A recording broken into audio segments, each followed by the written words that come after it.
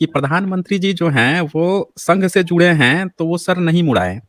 एक भूतपूर्व कोई मुख्यमंत्री हैं, उनके यहाँ भी कोई डेथ हुई है तो वो तो जाके पूरा गंगा नहाए हैं, पूरा सर मुड़वा लिए और वो उल्टी विचारधारा के हैं। मतलब वो बहुजन विचारधारा के हैं। जो लोग भारतीय लोग हैं ये भी जागरूक नहीं हैं, जबकि कण-कण से बुद्ध निकल रहे हैं। कण-कण से बुद्ध निकल रहे हैं, कोई ब्रह्मा नहीं निकलता, कोई विष्णु नहीं, कोई शिव नहीं, कोई दुर्गा काली नहीं। इससे पता चलता है कि जितने भी लोग भले ही आज अपने को हिंदू कह रहे हों, अपने को क्षत्रिय, ब्राह्मण, वैश्य कुछ भी कह रहे हों, अगर वो आज से 1000 साल पहले यहाँ पे रहे होंगे, तो उनके पूर्वज जो है ना वो बुद्धिस्ट ही होंगे। क्योंकि कण-कण में जैसे आज आज मंदिर कण-कण में बनवाया जा रहा है, उसी तरह कण-कण में उस समय बुद्ध ही बना होगा, तभी तो ज़मीन से बुद्ध निकल रहे हैं, तभी निकल रहे हैं। यानी कि हम सबके पूर्वज जो हैं वो बुद्ध ही हैं, ये तो प्रमाणित हो जाता है। तो हम भारतीयों में ये जागरूकता कब आएगी? क्यों नहीं हम इतने जागरूक हो पा रहे हैं कि इस चीज़ को हम समझें? आपको क्या लगता है कि भारतीयों में क्यों नहीं इस चीज़ को लेकर जागरूकता आ रही है? जी। मैं बहुत अच्छा सवाल किया आपने और मुझे आपकी बातों से याद आ गया। जब देश के प्रधानमंत्री नहीं समझ रहे कि वो बुद्धिस्ट हैं, तो आम जनता जो हुँ, हुँ। अशिक्षित हो कैसे समझेगी? मैं ये जो बात कह रहा हुँ। हूँ अगर दर्शक सुन रहे हो तो उन्हें लग रहा होगा मैं क्या कह रहा हूँ। लेकिन जो प्रधानमंत्री जी का जो गाँव है ना बड़नगर, जी। वहाँ पर अभी खुदाई में बुद्धिस्ट अवशेष मिले हैं। वहाँ कुछ हुँ, मंदिर है हुँ। उसके आस-पास में जब खुदाई हुई तो वहाँ बुद्धिस्ट अवशेष मिले हैं। काफ़ी बड़ा बुद्ध विहार वहाँ हुआ करता था। ऐसा अभी वहाँ मिला है बड़नगर में। तो उसी गाँव के हैं हमारे प्रधानमंत्री जी और उसी गाँव में काफ़ी लोग रहते हैं। तो निश्चित रूप से कि उनके पूर्वज क्या रहे होंगे? जब उस गाँव में इतना बड़ा एक बुद्धिस्ट स्थल मिला है तो उनके पूर्वज निश्चित रूप से बुद्धिज़्म को कहीं न कहीं तो फ़ॉलो करते होंगे। ऐसा मेरा अंदेशा है ना? लेकिन हुँ, इस हुँ। देश के जितने भी जिन्हें आज अछूत और आदिवासी कह दिया जाता है, जिन्हें पिछड़ा कह दिया जा रहा है, जो शिक्षा से, जो हर क्षेत्र से पिछड़े हुए हैं, वो उनके पूर्वज तो निश्चित रूप से बुद्धिस्ट थे। ये बात तो हकीकत है। लेकिन सवाल हमारा ये है कि ये लोग इनके पूर्वज बुद्धिस्ट थे लेकिन इन्हें मानसिक गुलामियों में जो लादा गया है, जिनके कारण जो ये लोग हैं ना, अपना इतिहास जान नहीं पा रहे हुँ, हैं। हुँ। जब तक इनकी मानसिक गुलामी अगर दूर नहीं होगी तो आप और हम कितना भी प्रयास कर लें, ये लोग हुँ, हुँ। बाबा और ढाबा के पास जाएँगे। अब मैं क्या बताऊँ उस बात को बार-बार छेड़ना अच्छा नहीं है, लेकिन फिर भी मैं देखता हूँ ऐसे बाबा ढाबा के पास लोग अपने बेचारे जो मासूम बच्चे हैं, जो कहीं न कहीं अपाहिज हैं या किसी रोग से ग्रस्त हैं, वो डॉक्टर के पास तो शायद लेके जाते ही हैं। और जब सब हार हुँ। जाते हैं तो ऐसे बाबा ढाबा के पास भी लेके जाते हैं और इन्हें ऐसा बता दिया जाता है कि वो ठीक कर देंगे। ऐसे बेचारे लोग दुखी पीड़ित लोग वहाँ जा रहे हैं, तो आप क्या कह सकते हैं इस भारत के अंदर के जो लोग हैं, मतलब चमत्कार पे विश्वास कर रहे हैं, विज्ञान पे विश्वास नहीं कर रहे हैं। तो बुद्ध की जो बात है, बुद्ध पर इनकी आस्था ही नहीं है, बुद्ध को तो ये लोग कुछ मतलब बता ही नहीं रहे हैं, मतलब बुद्ध से हम कोई चमत्कार जोड़ते ही नहीं ना कि बुद्ध को आपको कुछ दे देंगे। मैं आपको एक हुँ, और बात हुँ। जोड़ना चाहता हूँ भाई साहब कि विदेशों जी। से जैसे आपने बताया कि ईसाई जो भाई-बहन हमारे या मुस्लिम लोग हैं, उनको विदेशों से भी शायद फंड आता होगा। ये मुझे मालूम नहीं, हुँ, सरकार हुँ, हुँ। जानती है। लेकिन जो जी। बुद्धिस्ट संगठन हैं, काफ़ी बुद्धिस्ट संगठन हैं, उन्हें उन्हें भी विदेशों से आर्थिक सहायता मिल सकती है कुछ अच्छे काम करने के लिए। लेकिन मैं ये देख रहा हूँ कि भारत के अंदर में जो आरएसएस है, उसने राष्ट्रीय बौद्ध राष्ट्रीय बौद्ध संघ बनाया हुआ है। आप सर्च कर ओके। लीजिएगा, फेसबुक में देख लीजिएगा, हुँ, हुँ। राष्ट्रीय बौद्ध संघ। उसके जो एक भिक्षु हैं, वो ओके, आपको जब भी बीजेपी की जो नीतियाँ रहती है, उसका समर्थन करते हुए दिखाई देते हैं। और वो ओके। भिक्षु और उनसे जुड़े हुए जो संगठन हैं, ऐसा हुँ, लगता है हुँ। कि हमारे संगठन ऐसे बहुत सारे बहरूपीय संगठन बन गए हैं, बुद्धों के नाम से। हुँ, हुँ। और उन्हें हुँ, हुँ। विदेशों से फंड मिल रहा है, विदेशों से ओके। मूर्तियाँ मिल रही हैं और बहुत सारी चीज़ मिल रही हैं। लेकिन जो बेसिक काम करना चाहिए भारत के अंदर मैं आपको फिर से कहूँगा, नालंदा ट्रेडिशन की ज़रूरत है। भारत के अंदर में अब बड़े-बड़े आयोजनों की अपेक्षा नालंदा ट्रेडिशन किस प्रकार से शुरुआत हो सके, उसकी ज़रूरत है। मेरा मानना यही है मेरा। उसके अलावा कुछ जी। नहीं हो सकता। जी। अच्छा यहाँ पे जो आपने गुजरात का बताया मैंने, ये वडनगर का मैंने ओपन कर दिया। एक न्यूज़ दिखा रहा है वडनगर में बौद्ध मठ था, महिला भिक्षु आवास जो है वो भी मिला है यहाँ पे। जी, जी, महिलाएँ जी। जो हैं इ सिंह 7th सेंचुरी में लिख के गया था कि यहाँ पे महिलाएँ जो हैं भिक्षुणी जो हैं पढ़ाई करती थी, छात्रावास में रहती थी और पूरा एक्सकवेशन से वो मिल गया है। दूसरा एक आपने जो बताया उसको भी मैं शेयर कर देता हूँ और भी वहाँ पे क्योंकि गुजरात का तो नाम ही एक 9th-10th सेंचुरी का यात्री था, अरबी यात्री था। तो हुँ, उसने बताया कि उस जगह का नाम पहले बुद्ध नगर हुआ करता था, बुद्ध अच्छा। देश हुआ करता था। हाँ, उस जगह जो है उसका नाम उसने अपने मैप में बुध देश रखा हुआ है। अब ये न्यूज़ आई है, इसमें बताया जा रहा है कि गुजरात में धरोहर पीएम मोदी के गृहनगर में 5वीं सदी के 2 बौद्ध स्तूप मिले, आस-पास 10 और स्तूप होने का अनुमान। अब ये बताइए कि जो पीएम हैं उनके आवास जो है वहीं पे स्तूप मिल रहे हैं और भी 10 मिल रहे हैं, यानी कि अगर 5वीं सदी के आसपास जो पीएम होंगे या उस क्षेत्र के जितने भी लोग होंगे, उनके पूर्वज जो हैं कहीं न कहीं बुद्धिस्ट होंगे। इससे तो यही मतलब निकल रहा है। को मंदिर तो नहीं निकल रहा है ना, मंदिर तो नहीं। आज भले आप कितना भी मंदिर बनवा लें, लेकिन उस समय के जो पूर्वज होंगे वो स्तूप बनवाते थे, बौद्ध स्तूप बनवाते थे, यानी वो सब लोग बुद्धिस्ट थे। तो इससे तो साफ-साफ ये भी पता चल रहा है कि आज जो लोग भी अपने को हिंदू बन रहे हैं, बहुजन, एससी, एसटी, ओबीसी, वो उनके सबके पूर्वज तो बुद्धिस्ट थे। बिल्कुल। जिन-जिन जगहों पे निकल रहा है वो तो साफ-साफ प्रमाणित कर दे रहा है। बाकी तो कितना मिटा दिया गया होगा, तोड़ दिया गया होगा, सबूत खत्म कर दिया गया, ये तो वो है जिसका सबूत मिल रहा है। ये तो वो है जिसका सबूत मिल रहा है। अब बिल्कुल, पता नहीं कितने जगहों का तो खत्म ही कर दिया गया होगा जिसका सबूत ही आज नहीं मिल सकता है। तो बिल्कुल। ये साथियों देखें, बहुत खूबसूरत आज आपसे बात करके काफ़ी जानकारियाँ मिली दर्शकों को, और मैं कुछ सुपर चैट्स आए हैं उसको हम लोग देख लेते हैं। साथियों आपका कोई प्रश्न हो तो वो भी आप लोग पूछ सकते हैं। ये आपसे पूछ रहे हैं कि शासन तो मूक बनकर गलत का सपोर्ट कर रहा है। जी। जो शासन है तो सही बात है कि जो मूक हो गया है, मौन हो गया है और जो गलत चीज़ हो रहा है उसका समर्थन कर रहा है, तो हमें हर घटनाओं में तो यही नज़र आ रहा है। हुँ, हुँ। मैं इनसे सहमत हूँ भाई साहब ध्रुव जी से, पूरी तरीके से जी। समर्थन कर सही कह रहे हो। जी। और फिर यहाँ पे अभिषेक यहाँ लिखते हैं, sir elaborate Nalanda tradition in present context. ये नालंदा ट्रेडिशन की जो आप बात कर रहे थे कि ऐसा मॉडल होना चाहिए, इसके बारे में थोड़ी सी और जानकारी दीजिए। मैं इनको जानकारी देना चाहूँगा। मैं चाहूँगा भाई साहब आप जो है ना साइंस जर्नी जी मैं आपको ना एक लिंक दूँगा नालंदा ट्रेडिशन में जब मैं वहाँ गया लद्दाख, तो वहाँ पे मैं हुँ, उस हुँ, हुँ। स्कूल में गया। उस स्कूल ओके। में गया, वहाँ पे एक मोनेस्ट्री है, वहाँ पे जहाँ बच्चे हुँ, पढ़ते हैं और छोटे-छोटे बच्चों से मैंने मिला वहाँ पे और वो सारे हुँ, लोग हुँ। जो है ना बुद्धिस्ट जो कपड़े हैं वो पहने हुए थे, जो लामा लोग पहनते हैं, मोंक लोग पहनते हैं, वो पहने हुए थे। ओके। और कोई बच्चा हुँ, 5वीं हुँ। पढ़ रहा है, कुछ अलग-अलग क्लास वहाँ पढ़ाई हो रही है और विदेश के लोग भी उन्हें हेल्प करते हैं, उस स्कूल को चलाने हुँ, के हुँ। लिए, है ना? तो वहाँ पर ओके। बच्चे मतलब जो एकेडमिक एजुकेशन है वो पढ़ाई करते हैं और साथ में जो हुँ। बुद्धिज़्म है, बुद्धिज़्म क्या हुँ, हुँ, हुँ। है ना? त्रिशरण पंचशील ये बेसिक जो चीज़ है ये तो ठीक है, उससे भी हुँ, डीप में हुँ। जो भी बुद्ध की शिक्षा है वो सारी चीज़ों का जानकारी लेते हैं। आप मुझे ये बताइए यदि कोई सेना में हुँ, है हुँ। जी, आपको जी। अगर कह दिया जाए कि कहीं युद्ध हो रहा है और भारतीय सेना में आप भर्ती हो जाओ, आप अगर आज हुँ, भर्ती हुँ। होके जाएँगे तो एकदम से थोड़ी कुशल सैनिक बन पाएँगे। आपको समय लगेगा, हुँ। कम से कम 5 साल, 10 साल भी लग जाते हैं लोगों को अच्छा सैनिक बनने में, है ना? मैं ये जो 3 साल के जो बने अग्निवीर उनकी बात नहीं कर रहा हूँ, उनको भी हुँ, हुँ। धन्यवाद, वो लोग कुछ देश सेवा कर सकें। लेकिन जो देश के जो सैनिक हैं वो कम से कम 10 साल, 5 साल के बाद बनते हैं, कुशल। लेकिन आप चाहें हुँ, कि हुँ। आपकी उम्र हो गई 50 साल की, आप रिटायर हो गए हैं, 60 साल की हो गई उम्र और उसके बाद आप चीवर पहन लें और लोगों को धम्म की शिक्षा दें, नहीं दे पाएँगे ना। लेकिन एक जो छोटा बच्चा जो 12वीं क्लास तक या हायर एजुकेशन तक पढ़ाई करे और उसके बाद हुँ, उसी में हुँ। से कुछ लोग बौद्ध धर्म का प्रचार-प्रसार करें। तो नालंदा हुँ, ट्रेडिशन हुँ। में यही हो रहा है।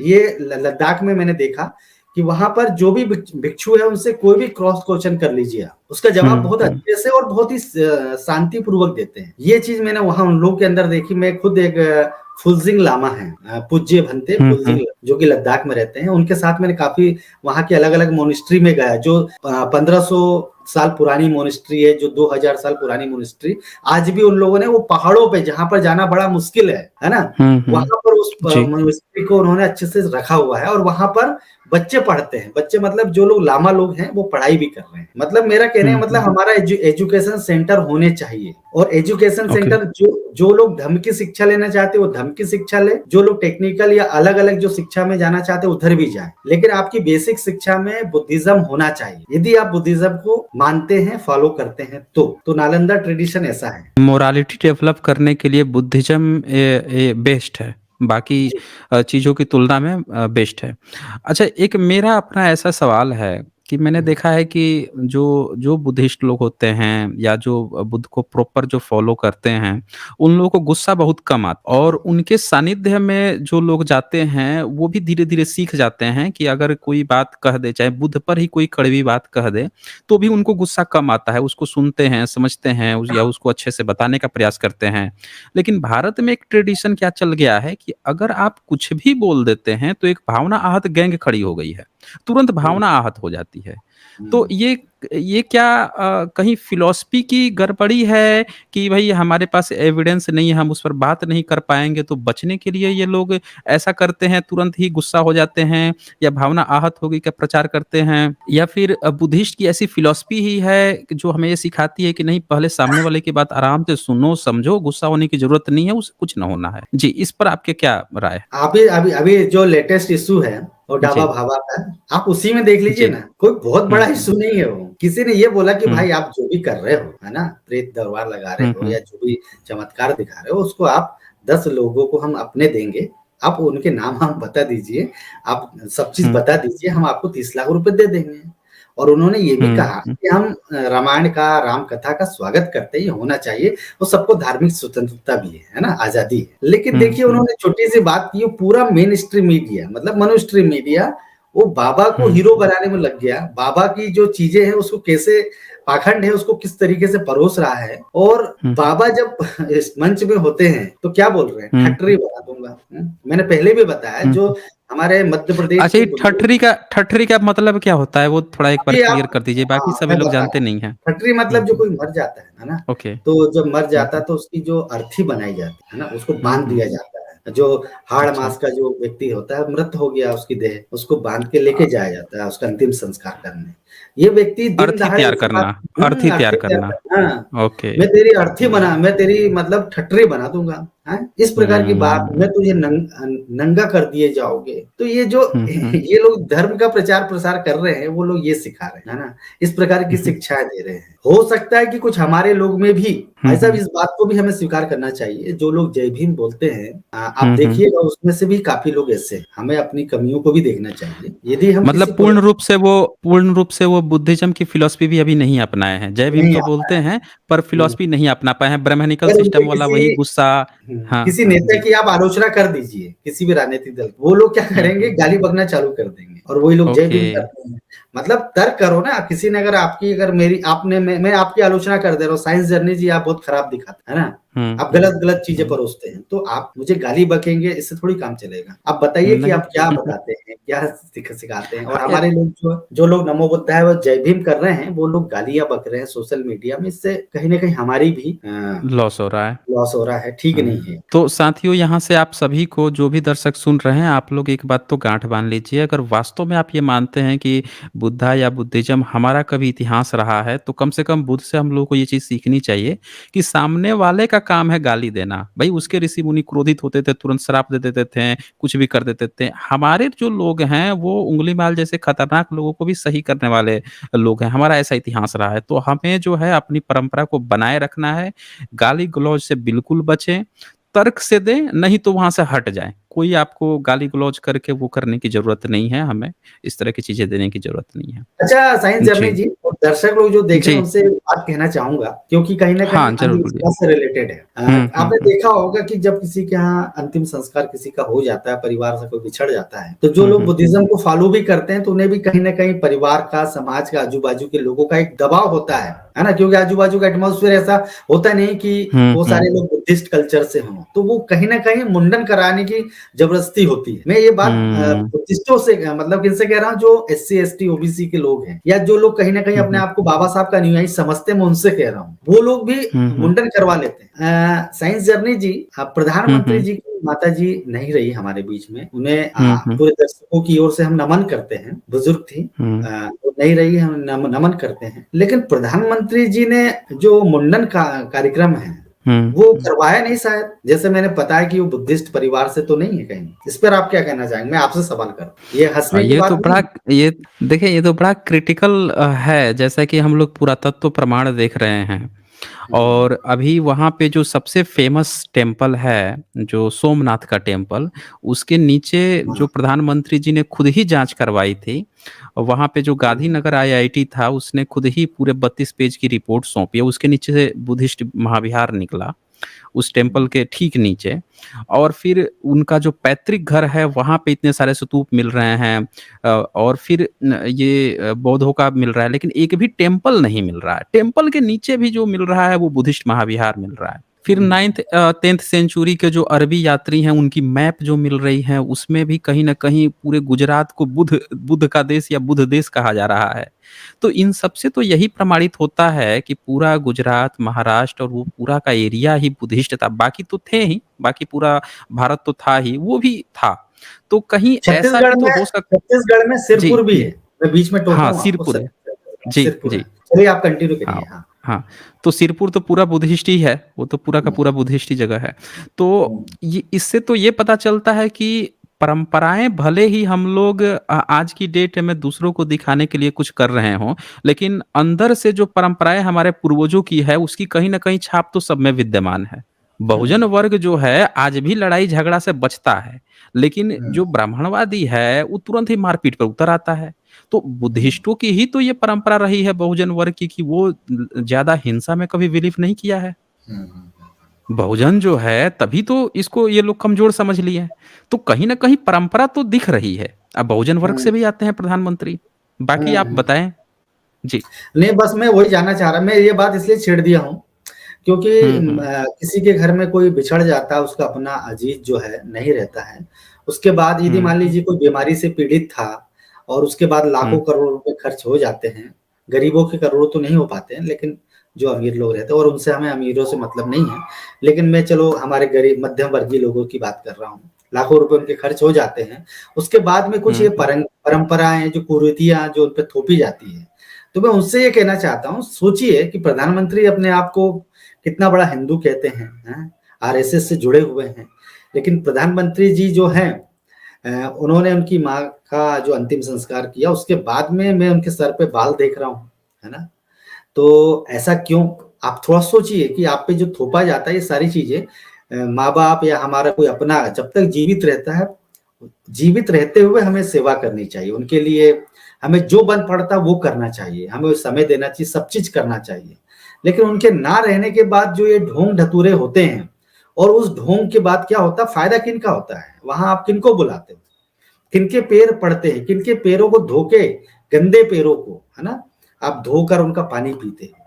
कहाँ-कहाँ दान दक्षिणा करने नहीं जाते हो। क्या सोचिए, उससे क्या आपके जो मृत अपने हैं, क्या उन्हें कुछ अच्छा सुकून मिलेगा क्या? जब वो ज़िंदा थे तब आपने 1 गिलास पानी जो पिलाया था उन्हें, जो उनकी सेवा की थी, वही आपको जीवन भर सुकून देगी। यदि आपने उनकी सेवा जीवित रहते हुए नहीं की थी, तो उनके ना रहने पे आपको कुछ मिलने वाला नहीं, आपको सैटिस्फैक्शन नहीं मिलेगा, आप कितनी भी पूजा कर लीजिए। साइंस जर्नी जी, यही चीज़ मैंने देखा है और मैंने प्रधानमंत्री जी की याद आई और इससे लोगों को प्रेरणा मिले कि प्रधानमंत्री जी ने जब ये सब काम नहीं किया, ये सब जो कुरीतियों में वो नहीं फँसे और तुरंत वो शाम को जितने प्रदेश के कई मुख्यमंत्रियों के साथ उन्होंने ज़ूम मीटिंग की, है ना? वर्चुअल मीटिंग की उन्होंने। तो मैं यहाँ प्रधानमंत्री जी का महिमा मंडन नहीं कर रहा, लेकिन हकीकत बता रहा हूँ, जो उनकी अच्छाई है उससे हमें सीखना चाहिए कि प्रधानमंत्री जी ने जो एक ये प्रस्तुत किया उसका मतलब क्या है?